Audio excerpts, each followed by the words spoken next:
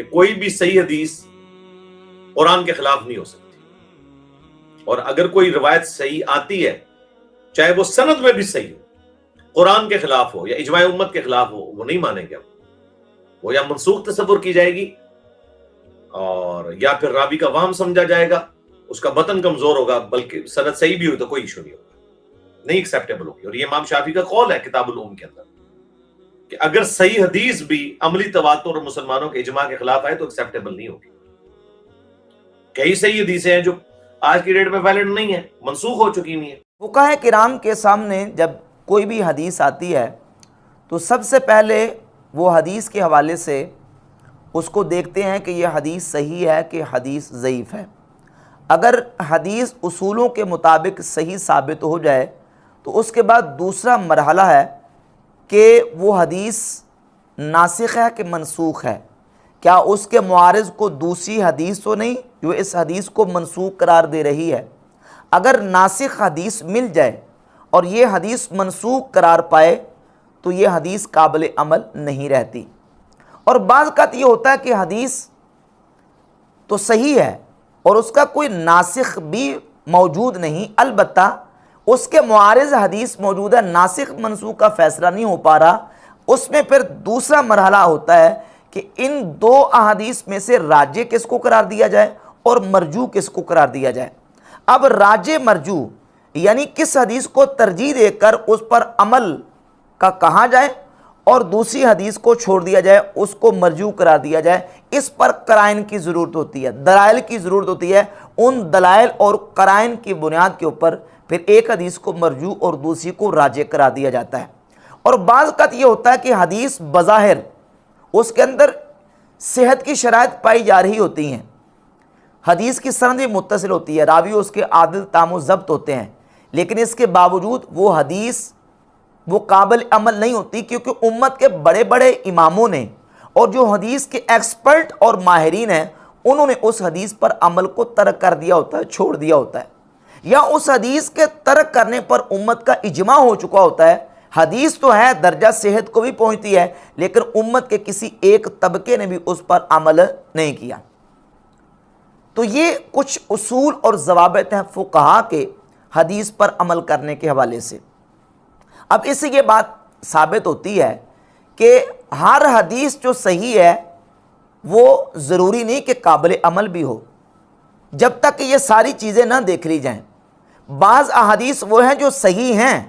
لیکن منسوخ ہونے کی وجہ سے وہ قابل عمل نہیں ہیں، ان پر عمل کرنا حرام ہے۔ احکامات کے اعتبار سے وہ احادیث جن کا منسوخ ہونا بالکل واضح اور ثابت ہے اور امت نے اس پر اتفاق کر لیا ہے، ان روایات اور احادیث پر عمل کرنا یہ ہرگز جائز نہیں ہے، بلکہ ان پر عمل کرنا حرام ٹھہرے گا۔ اب وہ کون کون سی روایات اور احادیث ہیں، اس کی پوری ایک تفصیل موجود ہے، اور اس پر محدثین نے باقاعدہ مستقل کتابیں لکھی ہیں منسوخ احادیث کے اوپر اور ناسخ احادیث کے اوپر، جن میں سے دو کتابوں کا میں آپ کے سامنے تعارف کروا دیتا ہوں۔ یہ ایک کتاب ہے ناسخ الحدیث و منسوخہ، امام ابن شاہین بغدادی المتوفی 385 ہجری کی کتاب الناسخ والمنسوخ کے نام سے مشہور ہے، امام ابن شاہین کی کتاب۔ اور یہ دوسری کتاب ہے ابو بکر محمد بن موسیٰ بن عثمان بن حازم المتوفی 584 ہجری کی کتاب الاعتبار فی الناسخ والمنسوخ۔ اس میں ناسخ اور منسوخ احادیث کے حوالے سے انہوں نے تفصیلات بیان کی ہیں کہ کون سی احادیث منسوخ ہیں اور کون سی احادیث ناسخ ہیں۔ تو حدیث کا ناسخ اور منسوخ ہونا، اس کا علم، راجح مرجوح کا علم، اور پھر یہ دیکھنا کہ کون سی احادیث اور روایات ہیں جس کو امت نے متروک قرار دیا ہے، امت کے بڑے بڑے جو حدیث کے ایکسپرٹ ماہرین فقہا اور علماء ہیں انہوں نے اس پر عمل نہیں کیا، یہ دیکھنا ضروری ہے۔ یہ بات بالکل اصول طے شدہ ہے،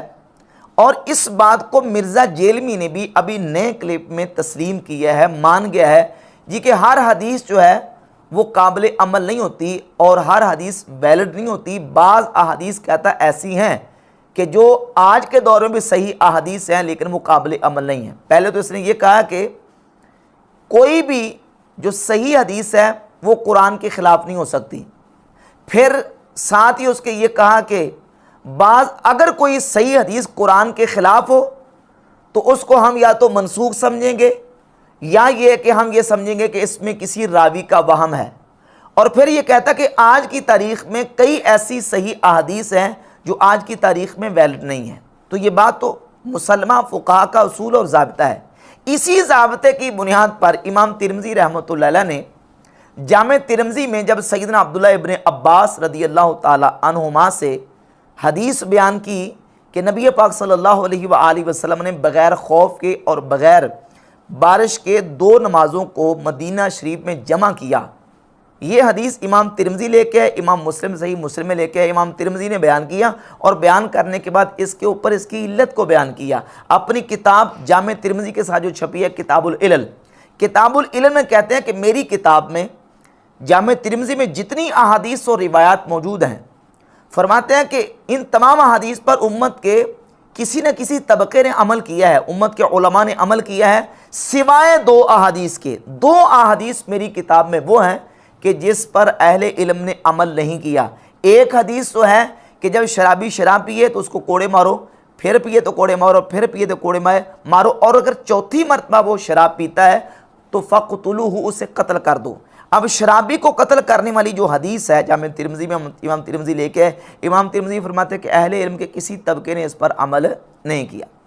یعنی امت کے اجماع سے یہ متروک العمل ہے، یہ قابل عمل نہیں ہے۔ اور دوسری یہی حدیث سیدنا عبداللہ ابن عباس رضی اللہ تعالی عنہما سے کہ نبی پاک علیہ الصلوۃ والسلام نے بغیر کسی جو نا وہ خوف کے اور بغیر کسی عذر کے 2 نمازوں کو مدینہ شریف میں جمع کیا، اس حدیث پر بھی امت کے علماء نے عمل نہیں کیا۔ نہ امام شافعی، نہ امام مالک، نہ امام احمد بن حنبل اور نہ امام اعظم ابو حنیفہ رحمۃ اللہ تعالی علیہ، ان چاروں اماموں میں سے کسی ایک امام نے بھی اس حدیث کو اپنے ان ظاہری الفاظ کے اوپر رکھ کر عمل نہیں کیا۔ اس کے ظاہری جو نا وہ الفاظ کے مطابق عمل کیا، ہاں توجیحات ضرور کی ہیں۔ اور امام ترمذی رحمۃ اللہ فرماتے ہیں وَقَدْ بَيَّنَّا عِلَّةَ الْحَدِيثَيْنِ جَمِيعًا فِي الْكِتَابِ، فرماتے ہیں ان دونوں حدیثوں کی جو علت ہے اس کے اندر میں نے کتاب میں بیان فرما دی۔ اب یہ بات تھی امام ترمذی رحمۃ اللہ علیہ نے جو اپنی کتاب العلل میں لکھی۔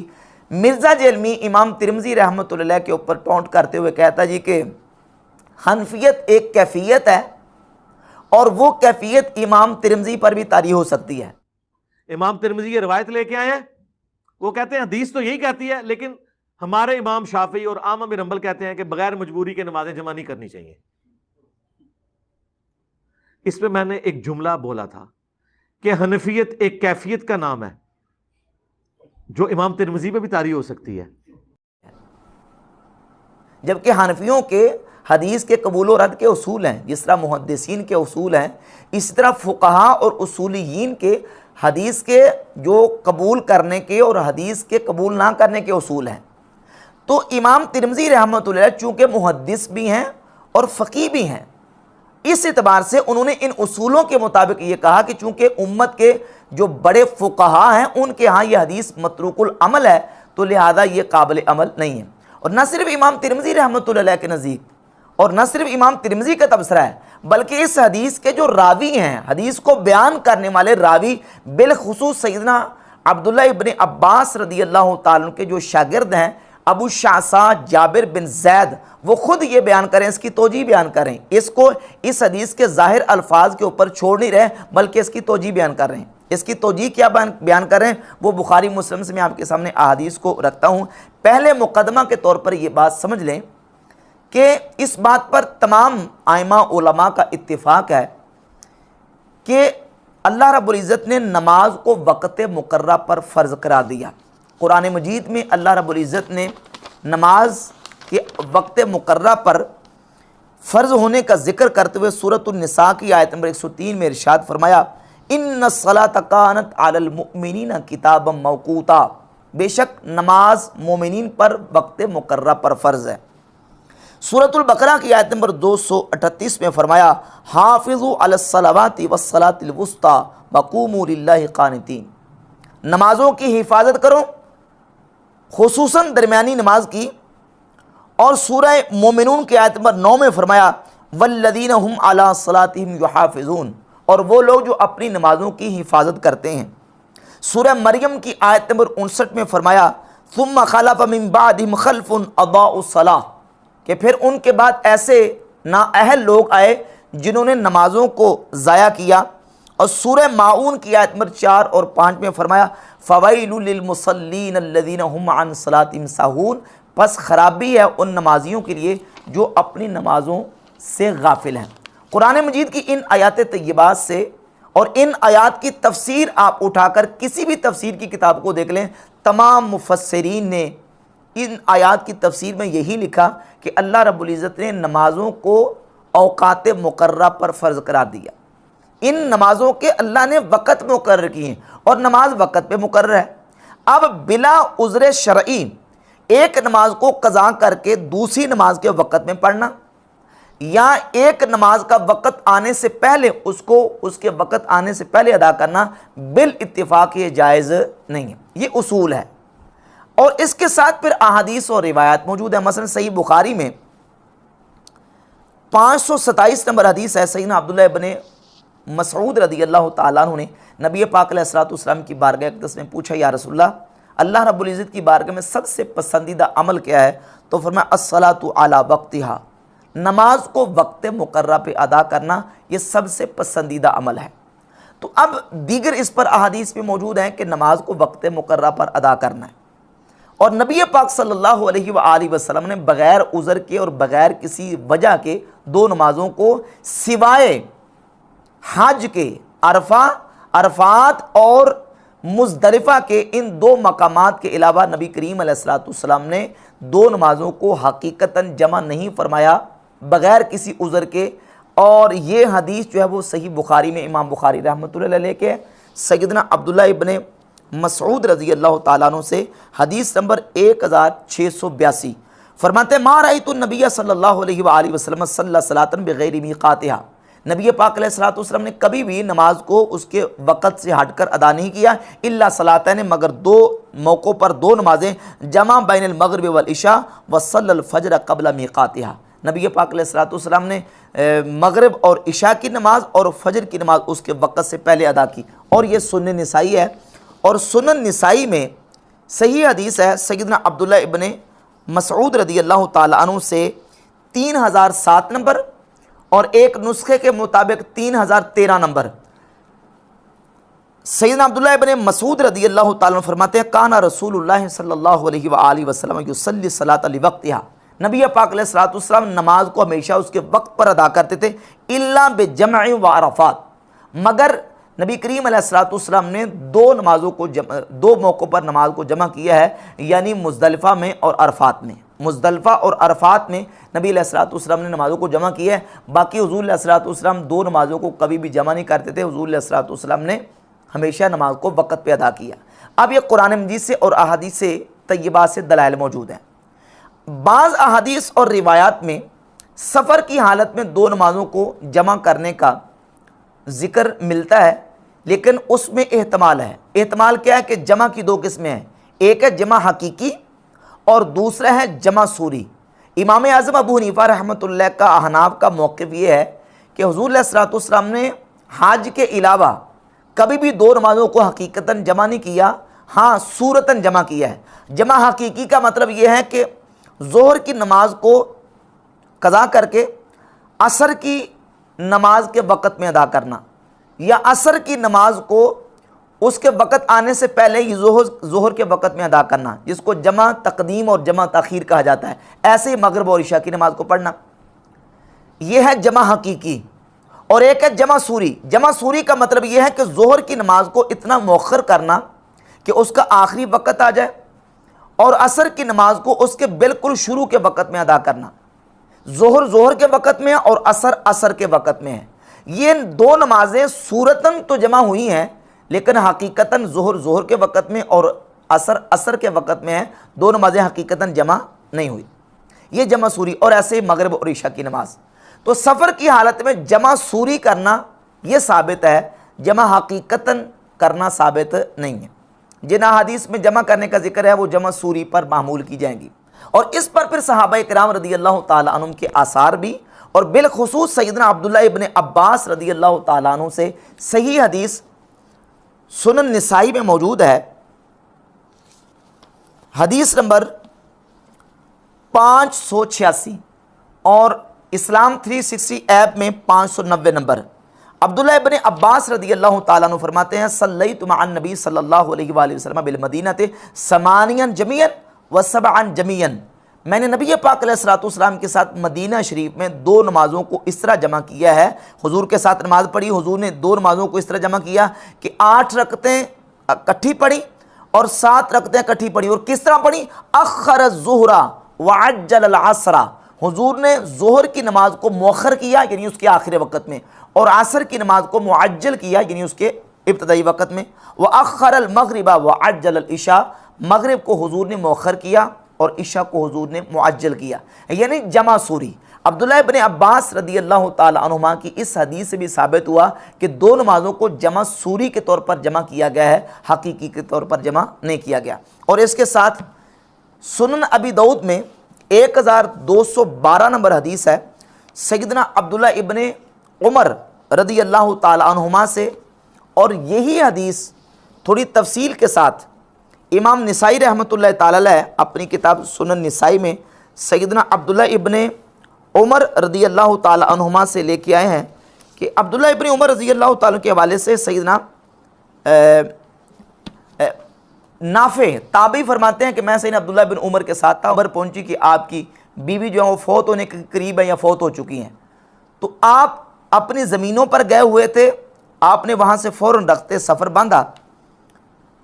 رستے میں نماز کا وقت ہو گیا، ان مؤذن بن عمر قال الصلاۃ، تو مؤذن نے عبداللہ بن عمر سے کہا کہ حضور نماز، یہ سنن ابی داؤد کی حدیث 1212 ہے، 1212،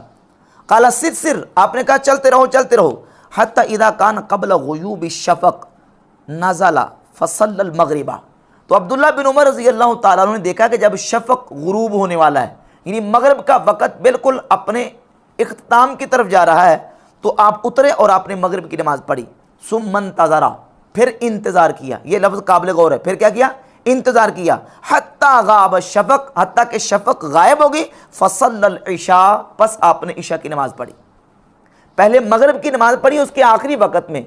پڑھنے کے بعد پھر انتظار کیا حتیٰ کہ شفق غائب ہو گئی، پھر آپ نے عشاء کی نماز پڑھی۔ ثم قال، پھر فرمایا ان رسول اللہ صلی اللہ علیہ وآلہ وسلم کانا اذا عجل بہ امر صنع مثل الذی صنعت، فرماتے جب نبی پاک علیہ السلام کو کسی کام کی جلدی ہوتی تھی تو حضور ایسے ہی کرتے تھے جس طرح آج میں نے تمہارے سامنے کی ہے۔ تو سیدنا عبداللہ ابن عمر رضی اللہ تعالی عنہ سے اور عبداللہ ابن عباس رضی اللہ تعالی عنہ سے یہ ثابت ہو گیا کہ 2 نمازوں کو جمع سوری کے طور پر نبی پاک علیہ السلام نے جمع کیا۔ اور یہ جو حدیث ہے صحیح مسلم اور جامع ترمذی میں کہ عبداللہ بن عباس فرماتے ہیں کہ نبی پاک علیہ السلام نے بغیر جو نا وہ خوف کے اور بغیر بارش کے 2 نمازوں کو مدینہ شریف میں جمع کیا، اس سے مراد یا تو جمع سوری ہے جس طرح کہ سنن نسائی کی حدیث گزر گئی، اور ابھی میں نے آپ کے سامنے سنن ابی داؤد کی حدیث 1212 رکھی، یا پھر یہ ہے کہ یہ کسی عذر کی وجہ سے 2 نمازوں کو جمع کیا گیا۔ محدثین اور اس حدیث کو بیان کرنے والے راوی خود بیان کر رہے ہیں،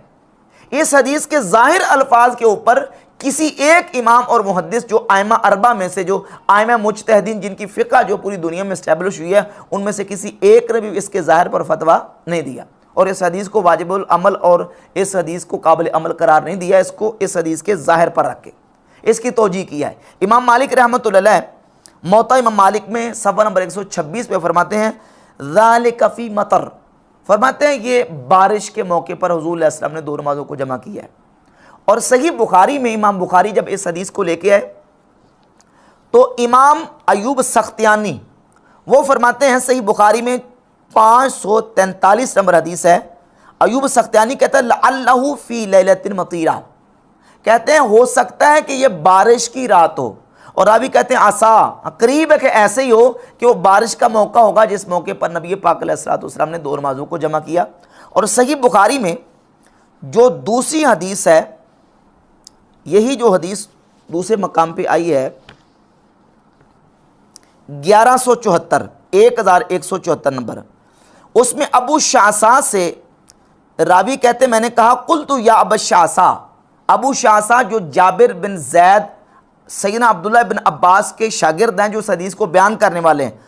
میں نے ابو شعثاء سے پوچھا، کہا کہ اظنہ اخر الظہر وعجل العصر.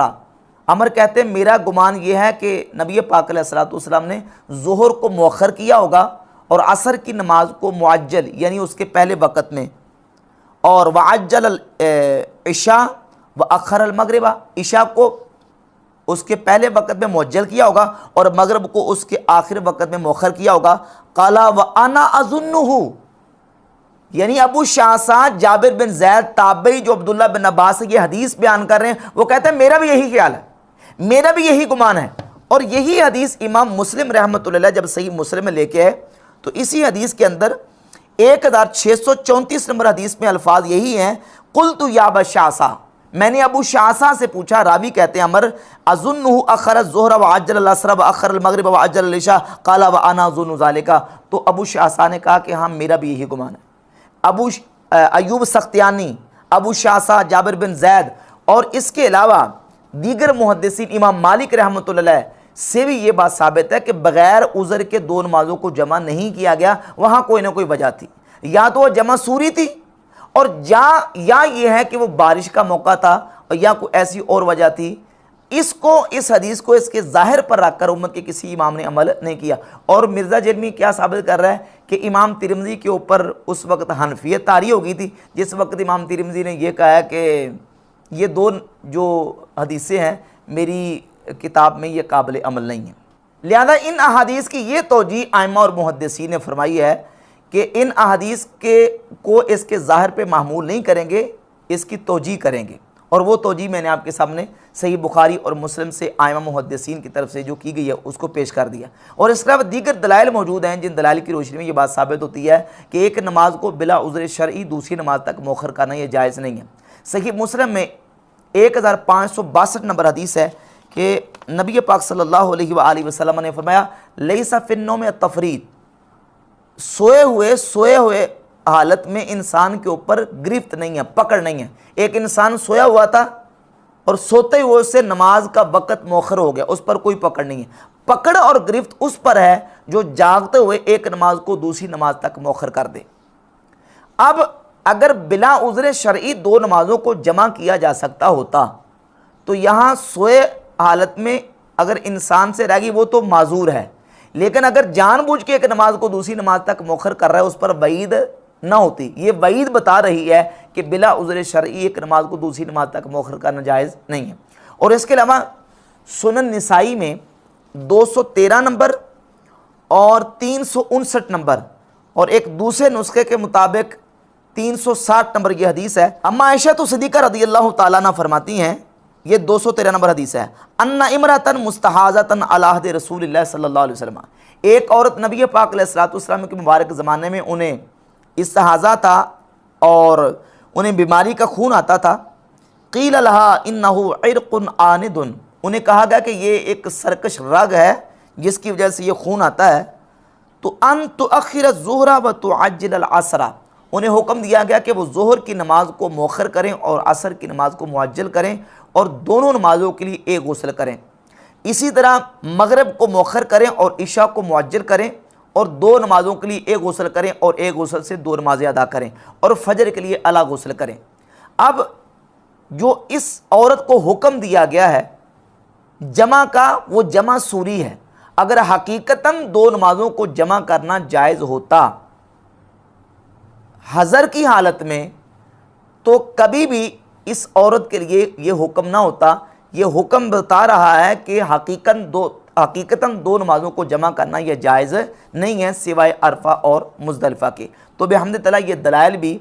اسی بات کو مضبوط کرتے ہیں کہ دو نمازوں کو حقیقتاً سوائے عرفات اور مزدلفہ کے جمع کرنا جائز نہیں ہے. اور سیدنا عبداللہ ابن عباس رضی اللہ تعالیٰ عنہما کے حوالے سے جو روایت صحیح مسلم میں موجود ہے، یا تو وہ اس کے ظاہر پر علماء نے عمل نہیں کیا، یا یہ کہ اس کی جو توجیہ محدثین نے بیان کی ہے وہ میں نے آپ کے سامنے اس کو ذکر کر دیا.